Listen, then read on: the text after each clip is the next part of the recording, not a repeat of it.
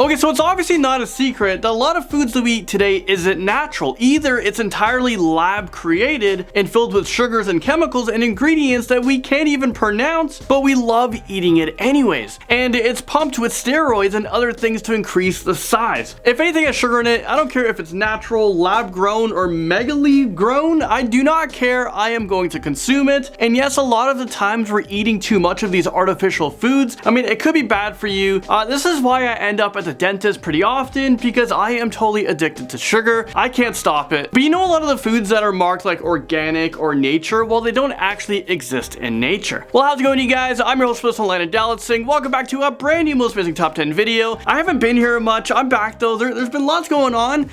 Just a quick announcement. We just won a massive lawsuit. I'm gonna go into details about that pretty soon. I'm gonna do a standalone video. I'm gonna explain it for you guys. It's a lawsuit we've been in for the last like 2 or 3 years. It was a $2.3 million lawsuit. It was a huge win. I'm so excited for this. Head over to my Instagram if you guys want more details on that, at Landon Productions. Also letting you guys know of a brand new channel, Top 10 Central. Make sure you guys click right over here. Check out our newest video. The channel is killing it right now. We're on the road to 100,000 subscribers. So let's see if you guys can help us get there. All right, let's get right into this video. I'm excited for this one. This is the top 10 scary foods that don't actually exist in nature. Growing things off in at number 10 is peaches. Over 6,000 years ago, they were originally only 3 different types of peaches, and none of them are even close to what we know as them, today and what they look like. The peaches that we're used to eating now are palm-sized, juicy, sweet, and entirely edible, other than the pit. Natural peaches, on the other hand, well, they have more of a salty, sweet, sour flavor, and the flesh was only about 64% edible. Since 4,000 BC, Chinese farmers started selectively breeding the most ideal peaches, and since then scientists have selected and genetically altered them to create the over 200 different types that we know of today. Taking number 9 spot, we have bananas. B-A-N-A-N-A-S. Did I even spell bananas right? I'm trying to sing that Gwen Stefani song, but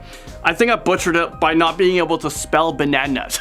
B-A-N-A-N-A-N-A-N-A-S. Okay, so when I was doing the research for this video, I came across one really good point. You know how usually natural foods have some sort of variation in its color, texture, or taste? Well, bananas, they don't have that. When you peel them, they're exactly the same color every time. They have the same sweet taste and always have the very distinctive banana-y texture, if you guys know what I mean. And that's because every single banana that is sold today is genetically identical to one specific Cavendish banana. And by that I mean that they're clones of banana. So we're eating like twins or triplets, or what do you call like millions of things that are the exact same. So pretty much we're eating a clone. Next up, number 8 is sweet corn. There's a reason why you've never seen big cobs of corn growing in the wild. Well, and that's because the corn that we love barbecuing on a summer day has also been altered like dramatically from its original state in order to be more delicious and digestible to humans. Originally, corn cobs only grew about 3 inches long. Like, I'm pretty sure corn now is a lot bigger than that. And they had a maximum of 12 kernels on it. Could you imagine? Like, I would be starving at a barbecue. So I'm pretty glad they modified that one. Coming in number 7 is carrots. The reason that this favorite food of rabbits was genetically modified is actually pretty funny to me. And did you guys know that carrots for rabbits aren't actually the healthiest thing? Although Bugs Bunny, yeah. Originally, carrots were either purple or white and had a harder, more woody flavor to them. But then in the 1600s, the Dutch decided, we're gonna genetically modify them to become orange. Not for any benefit for the people who eat them, but the Dutch made carrots orange in order to match their flag. I mean, pretty interesting fact. And yeah, carrots are orange because the Dutch flag is orange. Today's number 6 spot goes to broccoli. I used to hate these as a kid. I'm starting to enjoy them now, and now I'm finding out that they're modified. Well, you might think broccoli is its own type of vegetable, right? But in reality, it's actually a man-made creation from several different types of cabbage. And the edible part that we eat is actually unblossomed flowers. You won't want to eat them once they do bloom though, because they give off a nasty sulfuric scent. And for number 5, we have cauliflower. In the same idea as broccoli, cauliflower is also a mashup of different types of cabbage. Apparently though, it's even more unnatural than broccoli is. It was around before broccoli though, and the invention of it dates back to the 12th and 13th century. I mean, how do we know these things? I barely know what happened in the year 2019.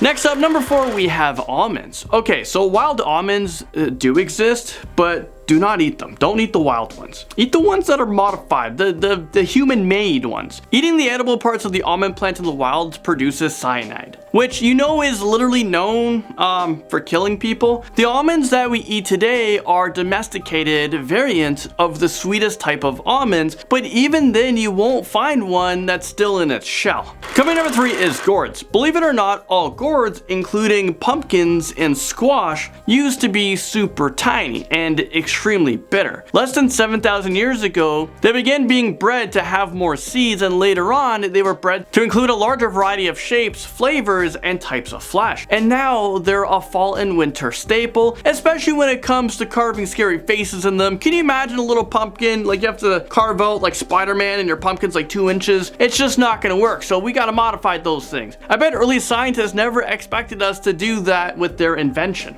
Taking the number 2 slot on this video is strawberries. And before we talk about strawberries, guys, don't forget to check out our brand new channel, Top 10 Central. If you guys need to laugh, and make sure you guys head over there. We try to do our best to make you guys laugh. We're going through such a hard time right now, and I thought we would ease up. On this channel, we do scary content. On that channel, we're a lot lighter, and we do a lot of comedy. I'm on the channel, so make sure you guys go check that out, Top 10 Central, and go over there and put Landon sent me here.